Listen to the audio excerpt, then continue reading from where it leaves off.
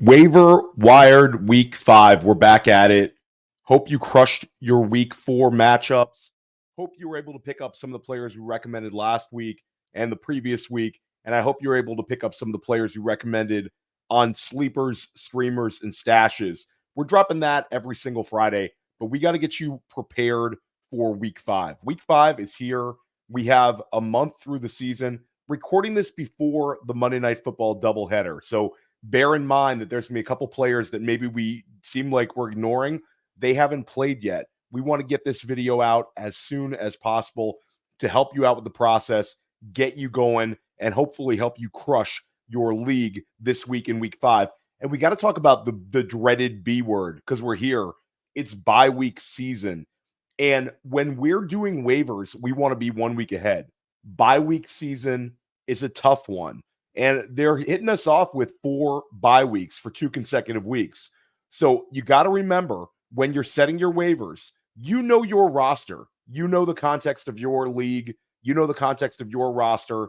But bear in mind that in Week 5, you're going to have Detroit, the LA Chargers, the Philadelphia Eagles, the Tennessee Titans all on bye. So you're going to be without some very valuable players. When you look at Detroit, that's a team where they have multiple fantasy starters. Same as Philadelphia. It's probably a blessing in disguise. Dallas Goedert's banged up. Now you get Devonta Smith, A.J. Brown, both getting a chance to get healthy. Philadelphia hopefully comes back looking a lot better than they did in that beatdown loss to Tampa Bay. And then Week 6, Kansas City, L.A. Rams, Minnesota Vikings, Miami Dolphins, Week 7, Chicago, and Dallas. We also have to understand that sometimes during those bye weeks is when teams self-evaluate, they self-scout, they switch it up. If we all recall, CeeDee Lamb went absolutely bonkers after the bye week. So some players who maybe were slow starters at the gate, some players who were a little bit banged up get a chance to get healthy. Things change after bye weeks. We want to be able to adjust on the fly. But let's get after it. Let's talk about the players we want to add for this week. And let's start out by talking about a couple of shallow league options. And for this video and every single week that I'm doing Waiver Wired, I want to concentrate on players that are available in 70% of leagues, 70%. But we got to take a look at a couple guys that are going to be available in leagues that are like a little more shallow. And Justin Fields was a guy that we've continually had in our top 5. This has been a guy that we have been encouraging you to add for multiple weeks this year. And we finally saw what he was capable of this past week. We had really positive signs in Week 3 where Justin Fields gives you a 240 passing yard week, has 2 touchdowns, 1 on the ground, 1 through the air. And then in a loss to Indianapolis, we saw Justin Fields pick it up as a passer. He gets a season-high 312 passing yards, touchdown pass, and he also gives you 2 rushing scores on 10 carries, gets 55 rushing yards. So for me, this is we've been anticipating this. The writing was on the wall that Justin Fields was going to have a strong week. We were encouraging you to add him. Hopefully you did. I know I did, and I was able to use Justin Fields on a couple of rosters this week. So we're back to Justin Fields season. Pittsburgh's lost a lot of players too. So this is one where Jalen Warren hurt, Cordero Patterson hurt. Justin Fields might have more opportunities to run the ball. Let's talk about Kareem Hunt. And Kareem Hunt is going to be he would have made my top 10 overall, but he was already rostered in too many leagues. He's available in 68% of leagues right now. He's a 32% rostered player. So it's like a turn back the clock. Kareem Hunt looks like the back to roster in KC. Led KC in running back snaps, dominated carries. He had 14 carries to Carson Steele's 5. He also caught 2 passes. He had 69 rushing yards. And it could have been a larger day because the rushing score went to Samaje Perine, which to me feels like a random one. Because if you were trying to cap out who's going to get the goal line carry between Kareem Hunt, Carson Steele, and Samaje Perine, it would have been Hunt or Steele. Now, Steele had a fumble, so that maybe affected it. But I think Kareem Hunt, once he gets a little more acclimated there, gets the goal line carries, I think he has a chance at a RB2 season, especially with all the wide receiver Rashee Rice injury and all the running back injuries they're dealing with in KC. Trey Benson. Trey Benson's available in 69% of leagues. This is a guy that's a premium handcuff. He had his best game as a pro, rush for 50 rushing yards. Interesting depth piece now. James Conner continually misses time. Trey Benson, this is what we want to see out of him. Ty Chandler, not a handcuff plus. A little bit disappointed in Chandler's production personally because I had higher hopes for him this season. Looks like he's more of a direct handcuff than a handcuff plus, but that's absolutely fine because the Minnesota offense is in great shape. Sam Darnold rolling, the passing game rolling, Jordan Addison back this week, rolling. Justin Jefferson is Justin Jefferson. TJ Hawkinson coming back soon. We'll mention Romeo Doubs. I prefer Dontayvion Wicks. We're going to talk about Dontayvion Wicks a little bit later on the show, but Romeo Doubs available in 60% of leagues. You know, Romeo Doubs is the kind of guy that we don't get too like hyped to use him, but we do really like this Green Bay offense with Jordan Love back. So for me, it's like Romeo Doubs, if you want to roster him, go for it. And if he's available in your league, he's a fine ad. He had 8 targets this past week, season high. So we want to mention him. We're going to take a quick break. And when we come back, we're going to talk about additions at every single position. We're going to give my overall top 10 as well. And we're going to help you get started with week 5 and get you that W. Say what you want about fantasy football. You can't say it's not a game of skill. My favorite game of skill during the NFL season, these underdog pick'em contests. You pick 6, you can 100x your payout. Just pick a game, one game, just one game. Stack that game. Think week 1, Vikings-Giants. Joe Schoen, he doesn't know what he's doing. I watched Hard Knocks. Daniel Jones is what we thought he was. Less than on Daniel Jones. Less than on Malik Neighbors. Less than on Devin Singletary. And Sam Darnold, better than advertised. Sam Darnold, more than. Justin Jefferson, more than. Aaron Jones, more than. Boom, boom, boom, boom, boom. 100 extra payout on Underdog right now. Use promo code Underworld. You get a 50% deposit bonus up to $250. So they've raised the maximum bonus from $100 to $125. You put in $250, you get $125 in bonus cash. Who doesn't love that with promo code Underworld? Now go start picking. Welcome back to Waiver Wired. I'm Theo Gremminger. You can also find my Waiver Wire column right here at playerprofiler.com. That's always like a longer form than you're going to see on here, but some of you like to read it as well. It's available for free. Check it out. Check out all my other podcasts right here at Player Profiler YouTube and Player Profiler wherever you get your podcasts. So we're going to keep it going. Quarterback, light week at quarterback. We had multiple weeks where we were talking about guys like Derek Carr. We were talking about guys like Geno Smith. We're then highly encouraging you to add Sam Darnold. Hopefully you did. I was able to add him in a number of leagues. He's playing fantastic. And then Justin Fields, we were encouraging you to add him as well. So like the quarterbacks we've been on all sort of hit. Now we are kind of out of them. If we're looking at this level of availability, it's dry. And the best option right now for you to add, it's wild, is Andy Dalton. And Andy Dalton is currently the QB 11 on the week, pending Monday Night Football. He was QB 8 in week 3. Over the past 2 games, Dalton has 5 touchdown passes, 539 passing yards. This season's been like a wild one. We've had all these injuries. We've had all these like crazy things happening. And Andy Dalton could end up being the 2024 version of 2023 Joe Flacco. So for me, it's like I'm pretty bullish on Andy Dalton. And I think that Andy Dalton could end up being a guy that's like a locked-in super flex starter that actually helps you this year. But with these bye weeks coming up, Andy Dalton might actually be on the QB radar for single QB drafters. Like wild times. 36 years old, playing well. He could be this year's version of Flacco. And speaking of Joe Flacco might have some short-term viability because Joe Flacco stepped in right off the pine. Anthony Richardson gets banged up. Flacco steps in, 168 passing yards, 2 passing touchdowns. Flacco has weapons in Indianapolis. Michael Pittman, Josh Downs, and then he's got the 2 super athletic outside wide receivers in Alec Pierce and Adonai Mitchell. Like, Flacco could do worse than the weapons he has here. He was very good last year. Anybody who watched my Waiver Wire videos and read my Waiver Wire column, Flacco appeared in there many times. He was excellent for Cleveland last year and led them to the playoffs. So Flacco as long as Anthony Richardson is out, he's a locked-in super flex starter.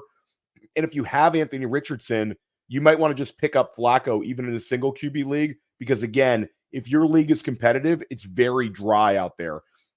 Daniel Jones, we talked about him last week. Not an exciting player to talk about. He's quarterback 17 on the season, though. Passed for 281 yards and a touchdown against Dallas. We're going to start him in Superflex. We're going to leave him alone in single QB leagues. That's how we're handling Daniel Jones. If you have him in Superflex, feel decent about it. If you have him in single QB, then probably want to hit the waiver wire and pick up a guy like Andy Dalton. Speaking of Superflex leagues, we finally have a quarterback that could be interesting in Miami, Tyler Huntley. Tyler Huntley, Will Levis, those two guys, we're not talking about them because we're recording this before Monday Night Football. But Tyler Huntley, I just want to mention him because I talked about him in my Sleepers show last week because I think it's a good speculative addition. If it looks like he was just okay this week, I still would consider picking him up because he's so new to the offense. They picked him up. This was a former Baltimore Raven, takes over. Skylar Thompson was awful, but Tyler Huntley gave us some very usable fantasy weeks over the years in Baltimore. He's got wheels. They can do things with him like design quarterback runs, maybe some read option with him with guys like Devon Achane.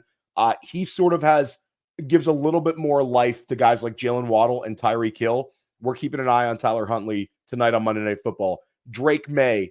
It seems inevitable that Drake May is going to end up being the quarterback in New England at some point. So if you're a speculator and you have something good at quarterback, go ahead and grab Drake May. It might be wishful thinking. New England's got some problems on offense, but Drake May, with his rushing ability, his big arm, he could put up some decent fantasy numbers. Whether he wins or loses games, that's a whole nother matter. But we're not playing winning and losing. We're playing fantasy football over here, and we're trying to win at it. Running backs. Talk about Tyler Algier. Tyler Algier, a thorn in the side of Bijan Robinson fantasy managers, and I know because I have some Bijan. But Tyler Algier had 8 carries for 60 yards, and he had 2 catches for 20 yards. He outproduced Bijan Robinson in total yardage this past week. I don't expect this to hold up. And Bijan did have a receiving touchdown called back on sort of a weak holding penalty. I thought it was a really weak one, and I especially thought it because, again, I have Bijan Robinson in my fantasy lineups, so I prefer when the referees are helping me out and not hurting me, just like you do. But Tyler Algier, it's sort of a reminder of this guy's good. This guy is a very, very solid high-end handcuff. When it comes down to it, this is a guy that we saw have 1,000 rushing yards as a rookie. We know he can play. Now, maybe Raheem Morris likes him too. It could be a mess. Like the whole like Arthur Smith is gone, so now they're going to do things that make sense for us fantasy-wise. It's sort of up in the air. Drake London, he's getting the usage we want to see. Bijan Robinson, we thought he was, but this was a little bit troubling this week. So let's hope it's a one-off. But any way you cut it, Tyler Algier makes my top 10 overall, and he should be on your radars if he is available in your league. He's available in about 77% of leagues. Let's talk about a running back who's available in 99% of leagues. So Jonathan Taylor suffers a mild high ankle sprain. Like what? A mild high ankle sprain. Like what is that? Like I think that's crazy that they're calling it that because high ankle sprain by definition is a troubling injury for fantasy football. So maybe Jonathan Taylor has this very special mild high ankle sprain and it's nothing. But I think that it's a troubling way to say it. And if they said he just had a minor like ankle thing, I could kind of get it, but they classified it as high. So I don't know. Maybe I'm overreacting this one, but I do think Trey Sermon belongs in our top 10 editions this week. This is one where like there's a lot of people are just going to brush off Trey Sermon, but Trey Sermon is in an offense that gave us Zach Moss last year. Zach Moss earned a contract and he earned like a life preserver for his NFL career. Coming out of Buffalo, Zach Moss was not nearly like the bust that Trey Sermon was coming out of San Francisco. But at the end of the day, like Zach Moss was sort of a disappointing Buffalo Bill, outproduced by Devin Singletary. And Zach Moss leaves, comes to play for Shane Steichen, has all these RB1 weeks. That's the biggest indicator to me that multiple backs can succeed as the RB1 in this Shane Steichen offense. I don't think Trey Sermon's as good as Zach Moss, but I do believe he can give us some utility at the running back position if Jonathan Taylor were to miss. He makes my top 10 this week. Another running back, we talked about Kareem Hunt. I think the backfield is Kareem Hunt's. But we're going to talk about Samaje Perine, still available in 75% of leagues. He scored the rushing touchdown. But one thing that I think is interesting is we talk about self-scouting. We talk about teams changing it up. And with Rashee Rice being injured, it's so depressing to even talk about Rashee Rice being injured. The guy was looking like a league winner, but we are here. Kansas City's got to adjust. Travis Kelce's going to see a bump, but Travis Kelce has 9 targets in week 4. He had 12 targets in the first 3 weeks of the season. So, like, Travis Kelce is not old school Travis Kelce. Other guys are going to have to step up. Obviously, Xavier Worthy's going to be a guy who's going to have to step up. But the rest of the wide receivers, I don't even want to write about these guys, like Justin Watson, Juju Smith-Schuster. Maybe they trade for one, or maybe they say, we're going to utilize our pass-catching running backs. We're going to get Kareem Hunt some work out of the backfield. We're going to get Samaje Perine some work out of the backfield. So that's one that I'm interested in. We got to talk about Justice Hill. Justice Hill could have easily made the top 10, but this week was weird. And Justice Hill, like, he's a handcuff plus back right now to Derrick Henry. And Justice Hill played really, really well. Baltimore beats the Bills. Huge win. They go into Dallas, they get a win. So back-to-back really strong wins for Baltimore. Now they face off with the Cincinnati Bengals in a big AFC North matchup. But in a game where Derrick Henry ran wild for 199 yards and 2 scores, Hill showed his value in the passing game. He had 6 catches on 6 targets, 78 receiving yards and a touchdown. Leads Baltimore's passing game and looks really, really good. So we saw Justice Hill have the strong game against Kansas City. Now we've seen Justice Hill have the really strong game against Buffalo. Does this turn into something where we can use Justice Hill in like a flex? I don't think so. But I do think Justice Hill, with bye weeks coming up, you can use him during a bye week. There's going to be weeks with like 4 teams on bye or more. Justice Hill, with his current role, we can use him in those weeks. So he has value. Roschon Johnson. This was my number 1 sleeper running back in my sleepers video and podcast last week, and it didn't really hit. I was bailed out by a touchdown score, but there was some interesting like turns of events in terms of snap share and usage. It's really turned into a DeAndre Swift and Roschon Johnson backfield. Khalil Herbert seems to have been phased out. So we thought that Roschon Johnson was going to potentially phase DeAndre Swift out of the pass catching role. That proved to be false. DeAndre Swift looked really good. He had his best game as a Bear, 7 catches. But Roschon Johnson scored the rushing touchdown, and Roschon is going to be worked in here. This one's interesting because we know Roschon can catch the football. This goes away from like a Roschon is a potential takeover the backfield type guy. I think we need to temper those expectations, but I do think Roschon's a valuable depth piece for us. And if DeAndre Swift misses time, we know that Roschon is capable of like a 7-catch game as well. So depth piece doesn't make the top 10, but I'm still like the leagues where I scooped him up last week. I'm not like going out and cutting him. I'm happy to have him. I'm just less hyped than I was last week. I think we need to adjust our expectations. Staying at the running back position, one running back I'm really excited about that I want to roster in a lot of places, Tank Bigsby. Tank Bigsby looked like Auburn Tank Bigsby this past weekend. He has 7 carries for 90 yards, outperformed Travis Etienne for the second time this season. If you guys will recall, Tank Bigsby week 1 was a very highly ranked player for me in my top 10. I scooped him up in a bunch of leagues, started getting a little bit nervous when he looked like he was phased out. But then we see him in week 4 in a divisional matchup against the Houston Texans. He gets this sort of productivity. And we know that Travis Etienne had a reduced snap share this past weekend.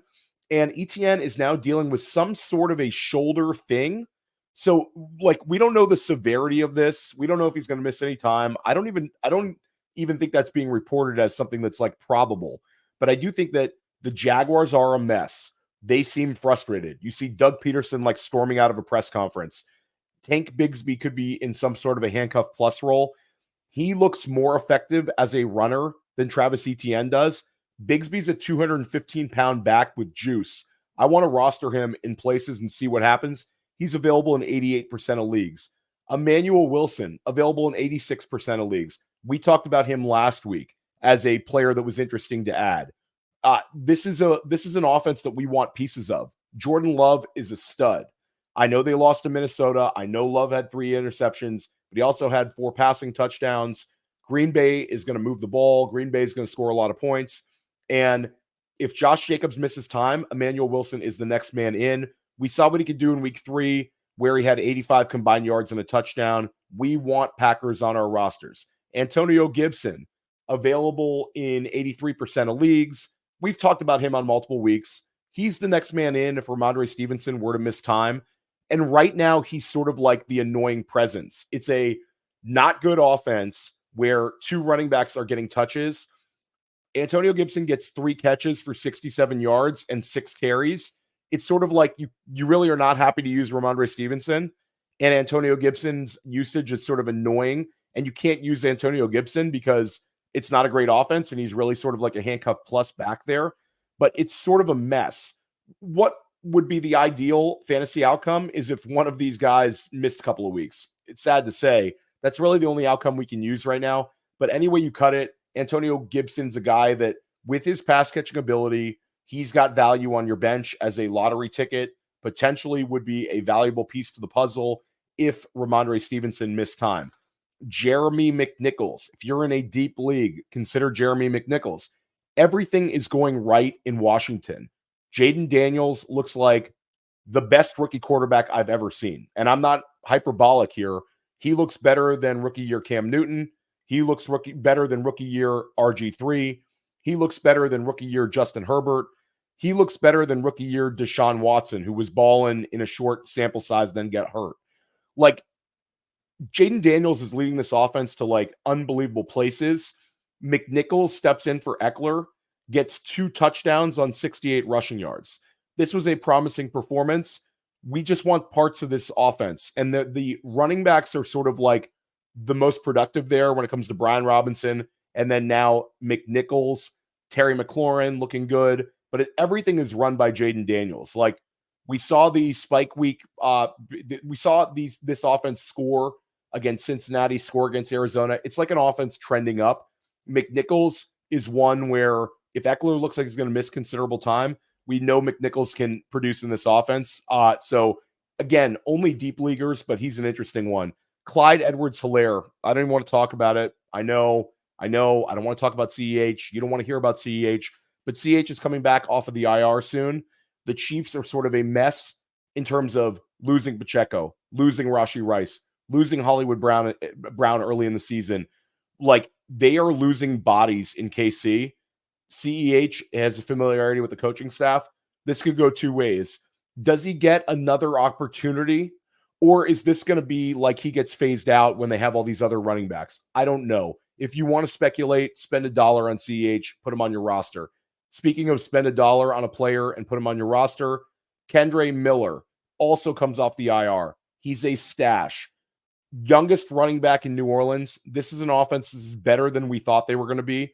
And both of the running backs there are old. Jamal Williams is old. Alvin Kamara is 29. It's sort of a, can they hold up the entire season? Kendre Miller in the doghouse all during the preseason, but a 3rd-round draft pick in 2023 out of TCU. He's young. He's like 21 years old. I don't think he's like done. He just couldn't stay healthy. But at the end of the day, if Kamara were to go down, I fully believe Kendre Miller would get an opportunity. Let's hope that doesn't happen. Kamara is winning people leagues right now. Isaac Guerendo, available in 97% of leagues. We don't know if CMC is even going to play this year. Guerendo is the next man in if Jordan Mason were to miss time. Mason is playing fantastic right now. Guerendo, big time athlete, rookie, 4th rounder, famously had one of the highest speed scores ever. So it's weight adjusted 40, sort of like a Saquon Barkley level weight adjusted 40. It's wild. But Guerendo is a contingent play only, not really getting any work. But again, if Jordan Mason were to miss time, Guerendo is an interesting one. Ray Davis, same thing with James Cook. James Cook had a poor performance against the Ravens, but James Cook has been playing fantastic. If he misses time, Ray Davis next man in, available in 89% of leagues. Tyrone Tracy, 97% of leagues available. Next man in New York if Devin Singletary were to miss time. Tracy has 12 touches over the past 2 weeks. Like, he would have a valuable role if Singletary were to miss time. And I think that Tracy might even have a higher fantasy ceiling than Singletary, because Tracy has that explosiveness. He's a little bit larger, and this is a guy that's converted wide out. So Tracy's explosive. Like, he reminds me of like a younger Antonio Gibson in that light. So Singletary's never been a guy who's like had like an alpha RB1 usage. I think we could also see Tracy kind of getting ramped up over the next few weeks. Tyler Goodson, next man in if Trey Sermon misses time. That's it. 0%. Obviously available in 100% of leagues. Tyler Goodson, Indianapolis Colt. And for you, like super sickos and super deep leagues, Aaron Shampkin, running back, Pittsburgh. Everyone's hurt in Pittsburgh except for Najee Harris. Shampkin played at Harvard. Okay, so just like Kyle Juszczyk, you've got another Harvard back in the league. Somewhere, Jeremy Lin is probably reading this waiver wire column and being like, you've got my guy from Harvard in here. Theo, I love it. I'm going to get this for all my fantasy football knowledge all season long. So shout out to the Harvard Crimson alumni. This is the first time I've talked about a Harvard running back. Might be the last time I ever talk about a Harvard running back on this video, this podcast, and in my article. So, woof, we went through a lot of running backs. It's a lot of running backs. Let's catch our breath real quick. The wide receiver position this week, like, this is your priority. This is cleanup time. Wide receiver cleanup time. This is sort of like a very exciting week for wide receiver additions for the waiver wire. This feels like it's almost like a week one where we have all these guys sort of popping off that are available. Let's start out with Wan'Dale Robinson. One of my favorite ads this week. This is like the people who hate PPR hate Wan'Dale Robinson. He had 11 catches for 71 yards, 14 targets in Giants' loss to Dallas Cowboys this past week. 14 targets. This is his second game with double-digit targets this year. He has 26 catches on the season, and he's playing a decent job of like Robin to Malik Neighbors' Batman. Now, in this scenario, Malik Neighbors is like an old Batman who's like at the peak of his game, and Wan'Dale Robinson is like a younger Robin. But it's still a Batman-Robin situation where Malik Neighbors is the man, and then Wan'Dale Robinson is like the number two for the entire offense. Wan'Dale is getting an absurd target share. He's had over 25% weekly target share in all but one game. And that game that he didn't have the plus 25% target share, he had like a 22% target share. So it's been like this every single week. Wan'Dale lacks the ceiling of a couple of the wide receivers we're going to talk about, but he certainly needs to be in your top five. He's available in 74% of leagues. Dontayvion Wicks. I'm ranking Dontayvion Wicks as the number one waiver wire ad this week. And it's not just because he had the 2 touchdown catches. It's not just because he had the 13 targets, which were aided by the game script, but it's because this is sort of the scenario in the preseason with Dontayvion Wicks we've been waiting for. Christian Watson gets hurt. He's dealing with an ankle injury. This is a guy, Christian Watson hasn't even lifted off this week. Christian Watson didn't give us any weeks sort of like Dontayvion Wicks gave us this past week. Wicks has 3 touchdown catches on the season. He's a second-year player. He is super talented. This is also a player that LaFleur likes, that Jordan Love likes. And this is one where we could see Dontayvion Wicks be like a weekly wide receiver 3 here on out with spike week ability. So unlike a Wan'Dale Robinson, unlike a Josh Downs, who we're going to talk about, Wicks gives you that spike week ability. There is a chance that he goes off based on touchdown catches in this offense. Jaden Reed is awesome, but Dontayvion Wicks can thrive next to Jaden Reed. We love Jordan Love. Dontayvion Wicks, my priority target this week on the waiver wire. Another priority target, Josh Downs. You guys have heard me talk about Josh Downs for weeks, and you're probably like, I don't want to hear any more about Josh Downs. And then this past week happened, and you're like, oh, that's why Theo was talking about Josh Downs. Josh Downs, like, I have a soft spot for Josh Downs. I think he's a stud. And Josh Downs set the Colts record for receptions as a rookie, franchise record, had 68 last year. Then 2 weeks ago, we saw immediate usage that we wanted to see at a 27% target share in week 3, and he had 90+% slot participation. This past week, it was even better. So for me, Josh Downs has had a 27% target share, now a 32% target share. Even if he wasn't getting the stats, Those two things really jump out at us. His slot participation this past week was like 95%. So he's living in the slot. He has big playability.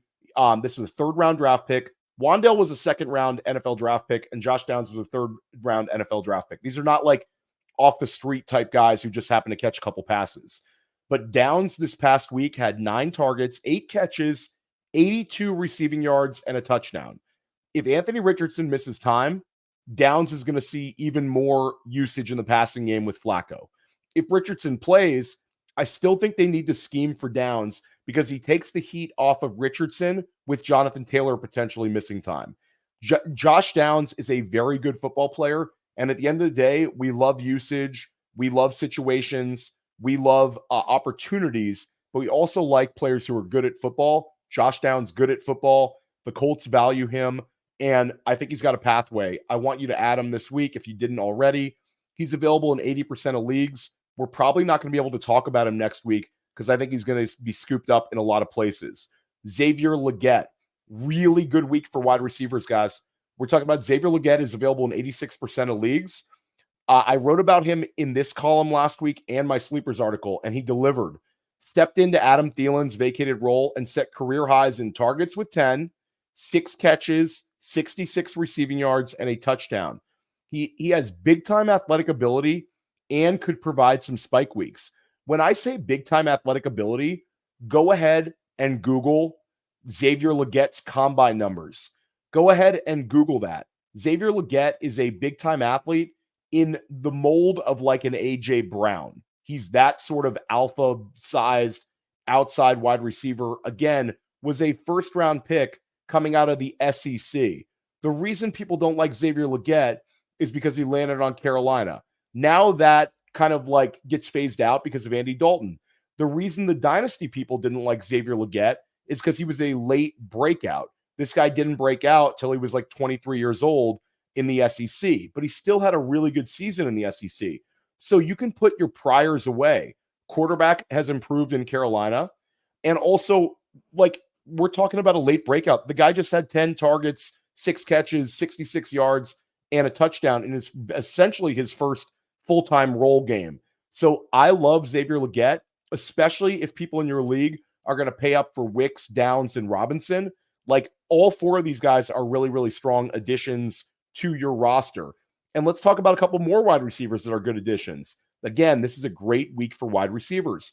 Let's talk about Tre Tucker, available in 91% of leagues. He's had 2 strong fantasy outputs in a row. Broke out in week 3, 7 catches, 96 yards, and a touchdown when Carolina beat Vegas. That one gets kind of brushed aside, but then people wake up because Davante Adams is announced out, and you saw in leagues like FFPC and NFFC, a lot of people going and adding Tre Tucker in the secondary waiver wire run. So this is a guy that slid through Wednesday waivers, ends up getting picked up for like the weekend waivers. Tre Tucker has a second strong game in a row, 5 catches, 43 yards, and a rushing score. So 7 catches, 96 yards, and a touchdown, then has 5 catches, 43 yards, and a rushing score. Davante Adams could get traded. Davante Adams with like some injuries he's dealing with, but it's like, is he really, or does he want to get out of Vegas? Any way you cut it, I think Davante Adams will get traded this year. When he gets traded, it's Tre Tucker taking a step up. This was a guy that they used a 3rd-round pick out of Auburn for, out of Cincinnati. So Tre Tucker's a guy that this organization likes, and now he's getting an opportunity. Jordan Whittington, we talked about him. We talked about like the musical chairs of all these Rams wide receivers and which one would get picked up, which one gets the opportunity. Jordan Whittington was the one that were like the speculative ad, but still probably the highest outcome. And we started seeing it this past week. Jordan Whittington has a 27% target share. He gets 8 targets, career high 6 catches, career high 62 receiving yards. Big time positive development for Whittington. Did it against a top defense in Chicago. Sneaky flex play against Green Bay next week. This could be interesting because we know Puka Nacua is out for a month. Cooper Kupp supposedly back in 2 weeks. Let's see where this thing goes. But Jordan Whittington is trending up. He's a really, really enticing player. He was very good in the preseason, and I know that's against third stringers, whatever. But he still flashed as a number 1 option, and Sean McVay really likes him. So that's an interesting one. Another potential like development in LA has been Tutu Atwell, available in 92% of leagues. He had a big week 3, 4 catches, 82 yards.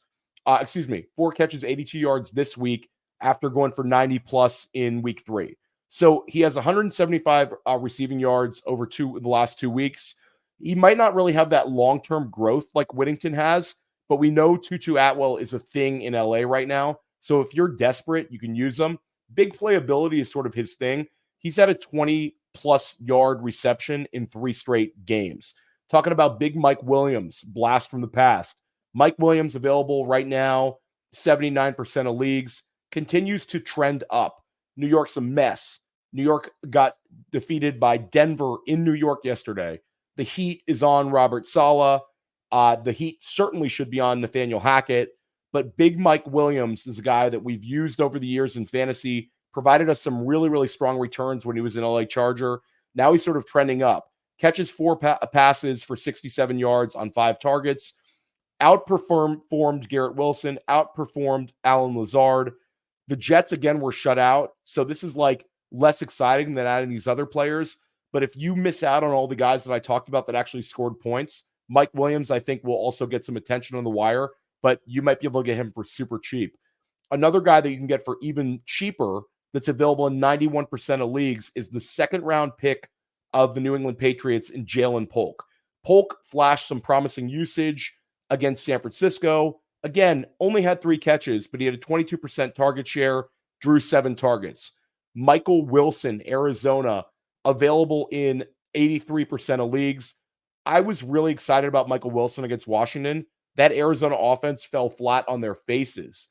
Wilson had an 8-catch week 3, and then this past week he had 7 targets. So he had 16 targets over his past 2 games. This sort of target volume is noteworthy. Grab Wilson, stash him on your bench, see what happens. Andrei Iosivas, available in 80% of Yahoo leagues. He had a quiet week, but he's coming off of a season high 5 catches in week 3. He's been like a preferred end zone target of Joe Burrow dating back to of Cincinnati, and now Joe Burrow dating back to last season. Iosivas, if you will remember, had the 2 touchdown game to end last year, to end 2023 season, and he's had multiple touchdowns this season as well.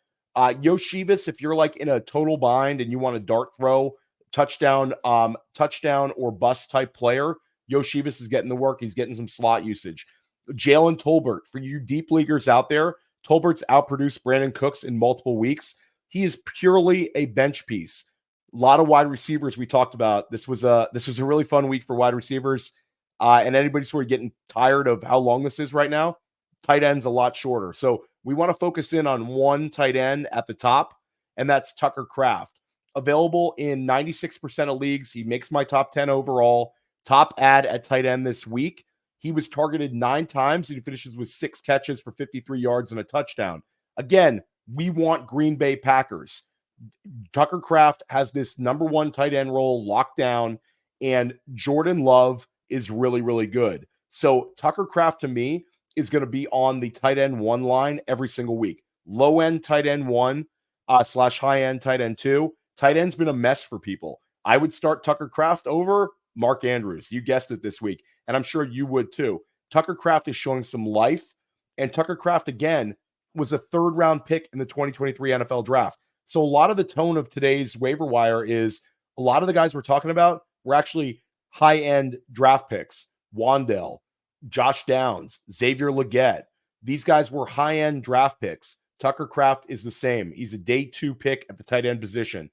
Cade Otton available in 85% of leagues.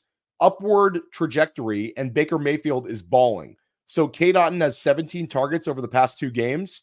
He's finished with 7 and 6 catches in vastly different game scripts. He had 7 catches in a game where the Bucs were getting beat down by Denver, and you could say, okay, that's sort of like game flow when they're in comeback mode. Then he has 6 catches in a completely different script where Tampa Bay was like laying the wood to Philly in Tampa. So like Cade Otton, I don't know if this is a thing, but if you're in tight end premium formats, he should certainly be rostered with this sort of volume and Baker Mayfield's level of play. Erick All. Erick All is available in 99% of leagues. Erick All has had 3 straight weeks with 4 receptions in each game. He's a two-way tight end. He is a rookie. He is a player trending up, and he's a player that the Cincinnati organization likes. Pick him up, stick him on your bench, and see what happens. He might be one that you start during the second half of the season. Colby Parkinson. I sort of overrated Colby Parkinson after week 1, but we still need to mention him because he had 7 targets, caught 4 of them in LA's loss to Chicago. He's a tight end too. He's a depth piece for you for bye weeks. Zach Ertz, available in 70% of leagues. 3 catches, minimal production as the Commanders were just beating the hell out of Arizona. So Zach Ertz gets a revenge week, but he didn't have the production. Was better in week 3 than he was in week 4. But again, you can do worse with your tight end too than Jaden Daniels tight end. Then we'll talk about 2 super deep options. Brenton Strange is still the next man in. If you're in a deep format like FFPC, Evan Engram is still banged up. Brenton Strange is a tight end premium league option only. Leave him alone if you're not in tight end premium. And then one player we're going to keep an eye on, Noah Gray, because Noah Gray saw the increased usage. Again, the wide receiver position in KC is a mess. Maybe they trade for somebody, but Noah Gray had 4 catches for 40 yards. He's a desperation ad only for tight end premium managers, but we'll keep an eye on this situation. Okay, so the top 10 overall, this was a really hard one this week. Top 10 overall, there's like some good options this week. I was kind of hyped for this Waiver Wired show and hyped to do this top 10. But again, like I think it's not as cut and dry. A lot of this is my own personal opinion. I'm happy with you getting any of these 10. Obviously, I want you to concentrate on the ones at the top if you're going to make higher fab bids. But this is an interesting top 10. And guys like Justice Hill didn't even make my top 10. So there's guys to clean up as well. But let's start at the top. Dontayvion Wicks, my number 1 ad, the highest ceiling of these wide receivers. Number 2, Wan'Dale Robinson. I could have easily had 2, 3, and 4 flip-flopped around. But it's Dontayvion Wicks at 1, wide receiver for Green Bay. Wan'Dale Robinson at 2, wide receiver for the Giants. Xavier Legette, wide receiver Carolina at number 3. Josh Downs at number 4, because, again, when Anthony Richardson comes back, it's a little less consistency in his targets than we see with like a Wan'Dale Robinson. But I want you to roster Downs as many places as possible.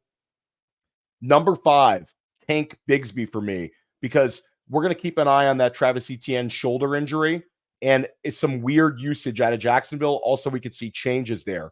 So Tank comes in at number 5. Tyler Algier at number 6. Tucker Kraft, my only tight end in the top 10 at number 7. We want to prioritize him. If you're in tight end premium, he'd be even higher. Tre Tucker at number 8, wide receiver Vegas. Number 9, Trey Sermon. And number 10, Jordan Whittington. Whittington could have been higher. So one more time to recap that top 10. Dontayvion Wicks at 1. Wan'Dale Robinson at 2. Xavier Legette at 3. Josh Downs at 4. Tank Bigsby at 5. Tyler Algier at 6. Tucker Kraft at 7. Tre Tucker at 8. Trey Sermon at 9. Jordan Whittington at 10. Hope you enjoyed this Waiver Wired. Make sure you're subscribing to it where you get your podcast as well. You don't just have to watch it here on YouTube. You can get it anywhere you get your podcasts. You can subscribe to the Player Profiler main feed, get this show as well. Make sure you're watching my sleepers, streamers, and stashes, video, article, and podcast end of the week. Check out press coverage. Check out First Class Fantasy, Dynasty Life. I'm everywhere here at Player Profiler. I'm Theo Gremminger. If you like this, make sure you're subscribing to it. That helps us out. Let's crush our leagues this week. This is a big one. Let's get that W. It's been a topsy-turvy start to the season, but you don't know if you're going to reel off like 4 straight wins. This is the year where you really, really need to hit that waiver wire. We're going to see you back next week right here on Waiver Wired. Let's get these W's this week. Hey, I want to thank you for being part of this broadcast. If you have any thoughts on it, leave a comment. If you enjoyed it, make sure you leave a like. And if you want to see more shows on the Player Profiler channel, subscribe to it. That's how we know you want more.